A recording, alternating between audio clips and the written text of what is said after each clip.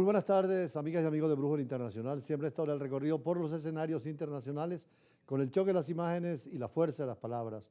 Hoy en la prensa internacional hay optimismo frente a las conversaciones entre Rusia y Ucrania en la posibilidad de terminar una larga guerra que ha perjudicado sobre todo a Europa, pero también a todos los países, tanto que sirven del comercio de Ucrania en materia agrícola como en materia energética de Rusia y especialmente la Unión Europea, los 27 países, y ahora más complicado para ellos con la nueva actitud de la administración de Estados Unidos en un exacerbado nacionalismo, lo que hace que los europeos piensen ahora de nuevo en la integración europea, como fue desde 1951 con la Unión Europea del Carbón y el Acero, y en 1958 con la Comunidad Económica Europea, y en 1992 con la Unión Europea. Por eso la Unión Europea presentó su plan ahora ante esta situación de guerra para el bloque con enormes inversiones de reforzar su capacidad en defensa. Es el tema más importante en un momento crucial para la seguridad de todos los 27 estados, particularmente después de la situación de Ucrania por Rusia y los peligros que puedan haber para los estados nórdicos e incluso para Polonia. Es una situación difícil porque Europa quería concentrarse en la economía, en el mercado, en la producción, en la cultura y no en armas. Sin embargo, la realidad, el sentido pragmático de la política que tiene la amenaza rusa muy cerca, vienen los chinos con un nuevo modelo y los americanos lo han dejado solo a los estadounidenses, sobre todo después de los aranceles de Trump y el no financiar a los estados de la OTAN. Esta dificultad muy complicada para Europa hace que vuelvan a pensar en lo que fue el inicio de los Estados Unidos de Europa, iniciativa de Churchill después de la Segunda Guerra Mundial y después de la experiencia extraordinaria de los Estados Unidos que lograron en la Convención de Filadelfia una constitución para todo un bloque. De hecho, los europeos tienen el Tratado de Lisboa, que es una constitución para todos los 27 estados y un derecho internacional comunitario, distinto al derecho nacional, porque hay soberanías que ceden para que otros organismos, por ejemplo, en materia de derechos humanos o materia penal, y lo mismo en materia económica, además tiene una sola moneda, el euro. Ellos están trabajando muy fuertemente, pero ahora la realidad les obliga a armarse, que la guerra no conduce a nada, pero hay que decir como los romanos, si vis pacem para bellum, si quiere la paz, prepara la guerra, y en ese camino están los europeos. La Unión Europea presentó el miércoles un plan para ayudar a los países del bloque con enormes inversiones para reforzar su capacidad de defensa.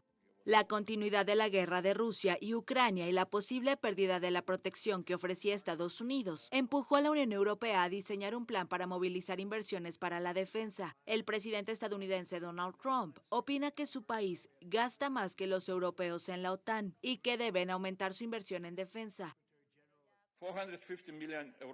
450 millones de ciudadanos de la Unión Europea no deberían depender de 340 millones de estadounidenses para defenderse de 140 millones de rusos que no pueden derrotar a 38 millones de ucranianos. Realmente podemos hacerlo mejor. La Comisión Europea, el brazo ejecutivo del bloque, estima que el enorme plan podría movilizar unos 875.000 millones de dólares para gastarlos en defensa, posiblemente a partir del próximo mes. Incluye la posibilidad de flexibilizar las rígidas normas presupuestarias de la Unión Europea para que los países puedan gastar por encima de lo permitido. En el denominado Libro Blanco del Bloque Europeo, instó a los países miembros a comenzar el proceso en el mes de abril. El plan también sugiere que se debería aprobar como una cuestión de urgencia una iniciativa para proporcionar a los Estados miembros unos 163.000 millones de dólares en préstamos respaldados por el presupuesto central del bloque. Varios países afirman que la Unión Europea necesita la misma infusión masiva de efectivo, como la aplicada para enfrentar la pandemia de coronavirus. La agresión de Rusia a Ucrania y el peligro que tiene Europa de que puedan tener conflicto con Rusia ha hecho precisamente mirar a Estados Unidos permanentemente desde que en 1958 se creó la Comunidad Económica Europea y descuidaron la parte de defensa, dándole privilegios sobre todo a la unión cultural, política y diplomática. De hecho, hay una dirección especial para manejar la política diplomática europea, como también hay una comisión y una banca central europea, una comisión de derechos humanos, pero faltaba ese pilar que es fundamental de la defensa y es lo que están haciendo los europeos. Sin embargo, hay satisfacción en Europa, como en todo el mundo, por las conversaciones adelantadas entre el presidente de Estados Unidos, Donald Trump, y el presidente Putin. Precisamente Donald Trump estimó que están muy bien encaminados para una tregua de la guerra de Ucrania.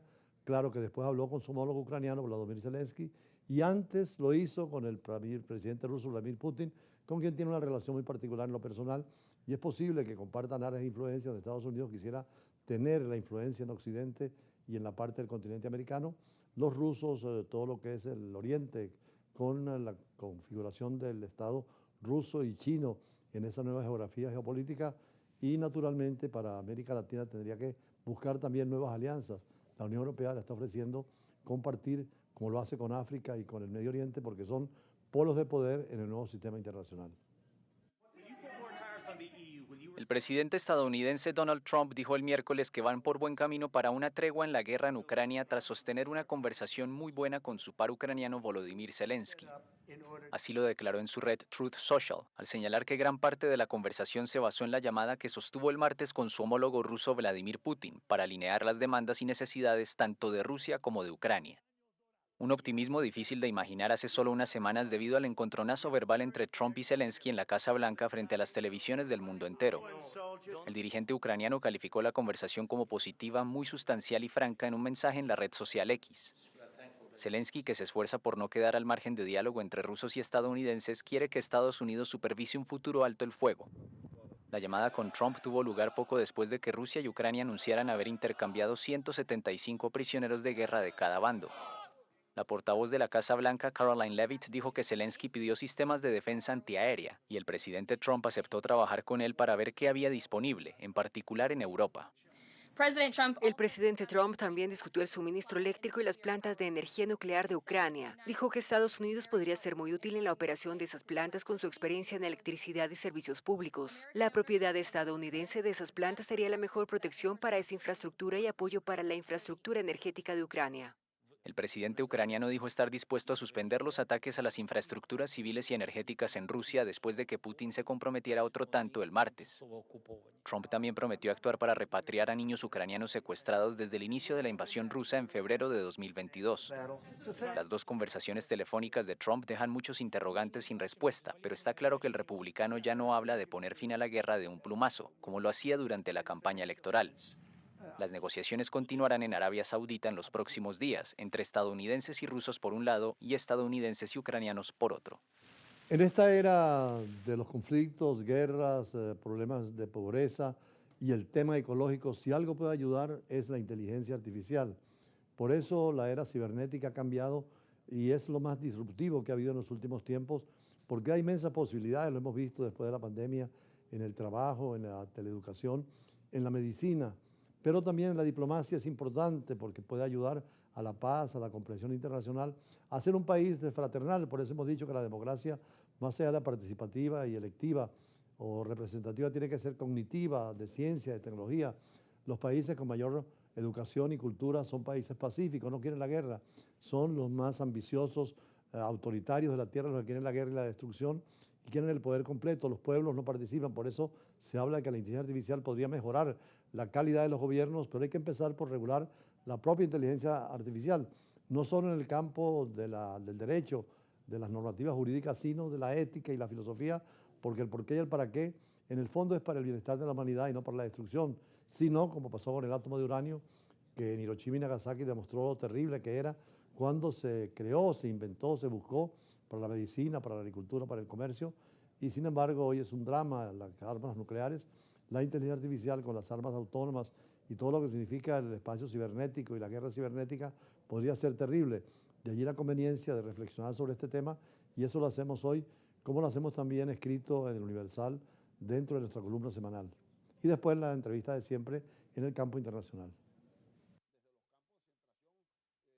Iniciamos hoy con una reflexión sobre la inteligencia artificial y la diplomacia. Sería necesario en Venezuela la aprobación del proyecto de ley sobre el uso de la inteligencia artificial, pero también una carta como la europea sobre la inteligencia artificial, como más allá de la Carta Democrática y la Carta Social aprobada por la Organización de Estados Americanos. Pero actualmente en todo el planeta se reclama la solidaridad de una democracia del conocimiento, de la ciencia y de la tecnología que facilitaría la nueva cultura digital. La cibernética, con sus expresiones en la robótica y en la inteligencia artificial, podría facilitar a la democracia plena con los principios de liberté, égalité y fraternité, como lo proclamó la Revolución Francesa, y así la industria del software y todo el mundo digital necesita de la dimensión ética y la normativa en todos los sistemas constitucionales y con leyes especiales a nivel local. El ejemplo más importante es la Carta Digital de los 23 Estados de la Unión Europea y el compromiso de sus gobiernos en el desarrollo del derecho virtual dentro de un marco universal. Por ahora ha sido ineficaz en las Naciones Unidas y los organismos internacionales y nacionales en este necesario control. Recientemente, lo que se hablaba informativo Swiss Info, concretamente la admirable calidad de los algoritmos que dirigen nuestras redes, coches, aviones, centrales eléctricas, bancos, centros de datos, redes sociales y teléfonos inteligentes, debería importar mucho menos que su ciberseguridad.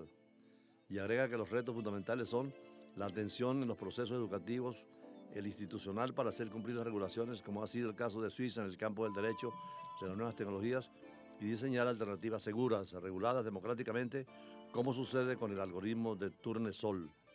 Sería necesaria en Venezuela la aprobación del proyecto de ley sobre el uso de la inteligencia artificial, pero también una carta como la europea sobre inteligencia artificial, como más allá de la Carta Democrática y la Carta Social aprobadas por la OEA.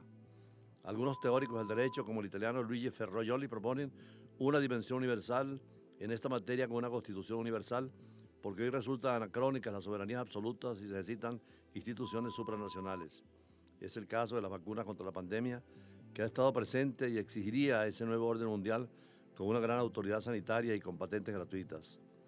Durante los años de la bipolaridad y el predominio de Moscú y Washington fue total, pero en 1989 el modelo socialista-leninista fracasó y son pocos los sistemas en el mundo que aún se tratan de navegar en ese socialismo anacrónico, como es el caso de Cuba o Corea del Norte.